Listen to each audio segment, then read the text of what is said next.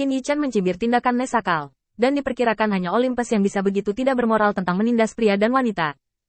Lagi pula, kepala mereka, Zeus, yang dihormati sebagai dewa utama, tidak dianggap kritis dalam diri mereka sendiri. Melirik Gilgamesh, Qin Yichen berkata dengan santai.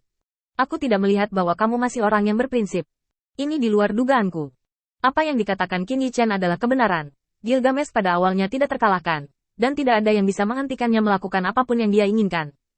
Adapun apakah dia mencintai orang-orang atau meremehkan, masalah ini tidak dapat disimpulkan, tetapi Qin Yichen lebih mau mempercayai yang terakhir. Seekor anjing yang sangat arogan, orang yang lebih lemah darinya, tidak bisa dikagumi olehnya. Feng, apa maksudmu dengan itu? Gilgamesh menatap mata Qin Yichen dengan sedikit tidak ramah. Di dunianya, tidak ada yang berani mengejeknya begitu banyak. Qin Yichen melambaikan tangannya. Tidak ada maksud lain, hanya menghela nafas. Ngomong-ngomong, Nanatakal tidak jauh dari kita, jadi lebih baik pergi ke rumah harta karunnya untuk melihat apakah ada yang kamu butuhkan. Saat ini Qin Yichen masih membutuhkan pembantu seperti Gilgamesh. Terlepas dari kekuatan mereka, setidaknya mereka masih mengenal dunia dengan baik. Itu lebih baik daripada mencari mereka dengan mata hitam. Terlebih lagi, senjata ajaib yang dibawa Qin Yichen tidak berlaku untuk hukum dunia ini.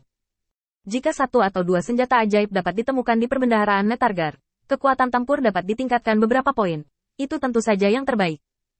Gilgamesh bersenandung pelan, meninggalkan dua kata, dan kemudian menerobos kehampaan, dan bergegas ke rumah harta karun Netargar terlebih dahulu.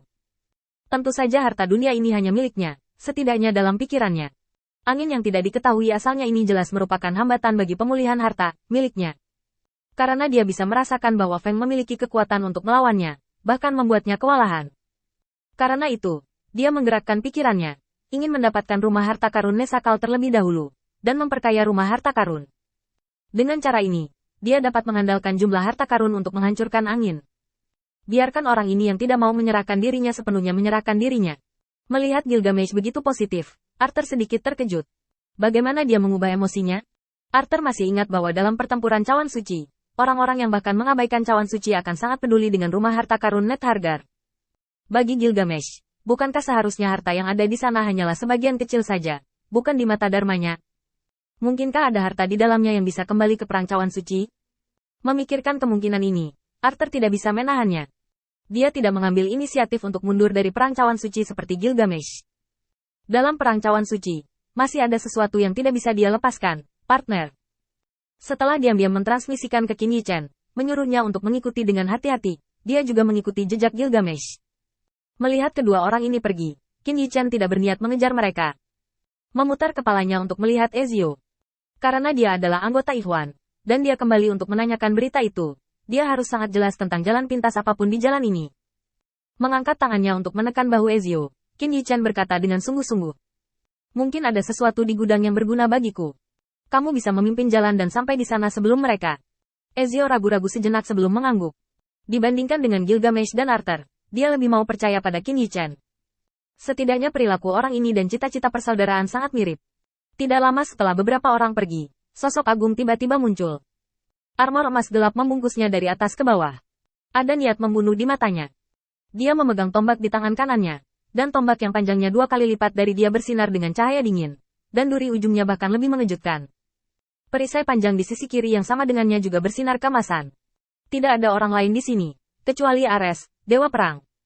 Ares melihat sekeliling dengan curiga, sedikit keraguan di matanya. Disinilah yang baru saja saya rasakan.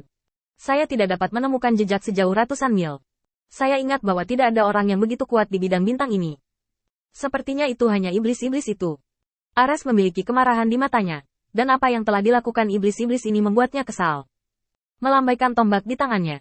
Ketika aku menangkapmu, aku pasti akan mengikatmu ke puncak gunung, dan membiarkan Goshok mematukmu sedikit demi sedikit.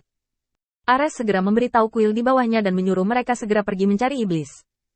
Adapun Ares sendiri, tentu saja dia tidak akan sabar menunggu di tempat, hanya mencari jejak yang ditinggalkan oleh orang-orang ini di medan bintang. Pada saat ini, naga hitam Netargar meringkuk, berbaring di atas harta emas dan perak brigade, dan menguap dengan malas. Otot yang kokoh membengkak dengan gerakannya, terlihat cukup kuat. Bahkan jika itu berubah menjadi bentuk manusia, sepasang sayap gelap tidak pernah pudar. Dari waktu ke waktu, dia mengelus emas dan perak di bawahnya. Pelayan itu melangkah maju dengan hati-hati. Tuan Netargar, Baru saja Tuan Ares mengirim pesan yang mengatakan bahwa jejak iblis telah ditemukan di bidang bintang terdekat. Jadi biarkan aku menunggu untuk memeriksanya. Nesagar menguap lagi.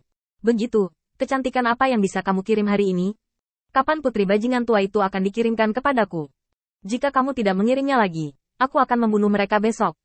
Pelayan itu tampak malu, dan dengan cepat menjawab beberapa patah kata, mengatakan bahwa dia sudah di jalan dan omong kosong lainnya. Setelah berbicara, pelayan itu melihat bahwa Nesar tidak berniat membunuh, dan mau tidak mau mengingatkan. Tuanku, iblis-iblis itu memiliki beberapa trik. Mereka menyinggung Lord Ares, tetapi mereka dapat mundur kemana-mana. Pasti ada beberapa trik. Atau haruskah saya membawa seseorang untuk menemukan mereka di dekat sini? Kalau-kalau, tidak baik jika mereka mengingini harta orang dewasa. Netakal mengangguk acuh tak acuh, dan sayapnya berkumpul di belakangnya dan meninggalkan rumah harta karun. Dia baru saja bangun, saat dia sedang bersenang-senang. Adapun apa yang dijelaskan Ares, dia tidak keberatan sama sekali. Dia baru saja mendapatkan beberapa harta yang sangat menakjubkan baru-baru ini, dan dia masih belum menemukan misteri di dalamnya. Sebelum menjelajahi bayi, dia masih pergi ke halaman belakang rumahnya dan bersenang-senang. Sebagai naga hitam, dia memiliki tubuh yang sangat kuat. Beberapa keindahan yang dikumpulkan dapat menahan pelecehannya. Dia memerintahkan bawahannya untuk mengurus mayatnya. Lalu dia datang ke rumah harta karun dan membuka gudang dengan sisik naga sebagai kuncinya. Saya melihat cahaya kemasan berkedip, yang berkali-kali lebih banyak daripada harta yang dia miliki di tempat dia tidur sebelumnya. Emas, yang dia anggap sebagai harta karun, sekarang semuanya menumpuk di satu sisi. Di platform batu gelap di tengah, pisau sederhana tergantung di udara. Nesakal melangkah maju dan melihat ke atas dan ke bawah pisau. Bahkan cahaya kemasan dari emas tidak dapat meneranginya. Ini membuat Metagar sangat penasaran. Cahaya paling mulia bisa diserap. Benda ini pasti lebih berharga daripada emas dan perak. Tapi bagaimana kamu menggunakan barang ini? Nesahar tidak berani menghujat harta tersebut, dan hanya duduk di depan platform batu, menatap pisau hitam dan bermeditasi. Hah, itu sedikit berubah dari kemarin. Nesagar membuka matanya tiba-tiba, dan melihat retakan perlahan melebar pada pisau hitam itu. Kecemerlangan yang mempesona menyembur keluar. Sebuah suara terdengar setelah dirinya sendiri. Xuan Bai Kuangblad, ini hal yang bagus.